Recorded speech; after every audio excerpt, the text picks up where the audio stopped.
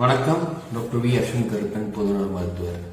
எல்லாரும் அந்த human நீமோமெட்டா virus இதை பத்தி நிறைய போஸ்ட் பத்தி கேட்டுட்டே இருந்தாங்க. அதனால ஒரு சின்ன ஷார்ட் போஸ்ட் அதை பத்தி சொல்லலாம் அப்படின்ட்டு.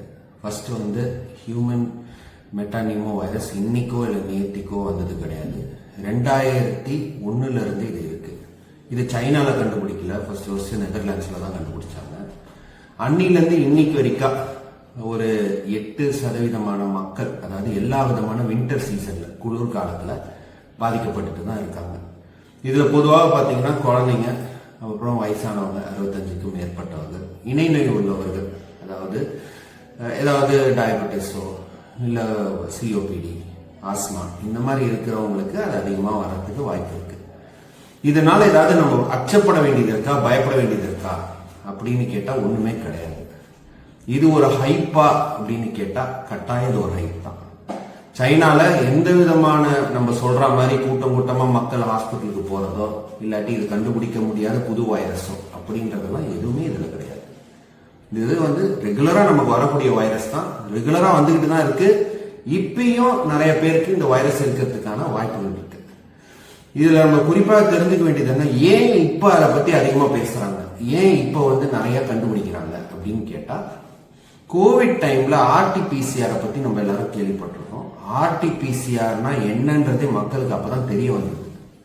அதே போல வேக்சினேஷன், இன்னைக்கு வேக்சின் போட்டீங்களான்னு கேட்டா கூட எல்லாரும் கோவிட் வேக்சினை பத்தி தான் சொல்றாங்களே தவிர யாருக்குமே அதுக்கப்புறம் ஃப்ளூக்குன்னு ஒரு வேக்சின் இருக்கு, அக்கிக்குன்னு வேக்சின் இருக்கு, டைபாய்டுக்குன்னு வேக்சின் இருக்கு. ஸோ இந்த மாதிரி அடல்ட் வேக்சினேஷனை பத்தி யாருக்குமே எதுவுமே தெரியாது. ஸோ அதனால இந்த ஆர்டிபிசிஆரோட உபயோகம் அதிகமாக இருந்ததுனால இப்ப நிறைய டெஸ்ட் இதுக்கு அனுப்புறதுனால நமக்கு அதிகமா தெரியுது. பட் மற்றபடி வேற எந்த விதமான அச்சப்படுறதுக்கோ பயப்படுறதுக்கோ ஒண்ணுமே கிடையாது. இது ஒரு நார்மல் வைரஸ். இதனால பலியாகக்கூடிய எண்ணிக்கை ரொம்ப ரொம்ப ரொம்ப ரொம்ப குறைவு, அதாவது இன்ஃபுளுன்சா வைரஸோட குறைவு. ஸோ நீங்க ஏதாவது பண்ணணும்னு இப்ப நினைச்சீங்கன்னா நம்ம முன்னாடி பண்ணதே தான் இப்பயும் பண்ண போறோம். கையை கழுவுறது, மாஸ்க் அணிவது, சோஷியல் டிஸ்டன்சிங், யாருக்காவது காஃப் கோல்டு இருந்தா அவங்க கிட்ட இருந்து தூரமா இருக்கிறது, அவங்க ஆபீஸ்ல இருந்தாலோ வேலையில இருந்தாலும் அவங்களுக்கு லீவ் கொடுத்து வீட்லயே இருக்க சொல்றது, வெளியில போய் எங்கேயும் சுத்தாம இருக்கிறது, இதெல்லாம் பண்ணாலே இந்த வைரஸை கட்டுப்படுத்தலாம்.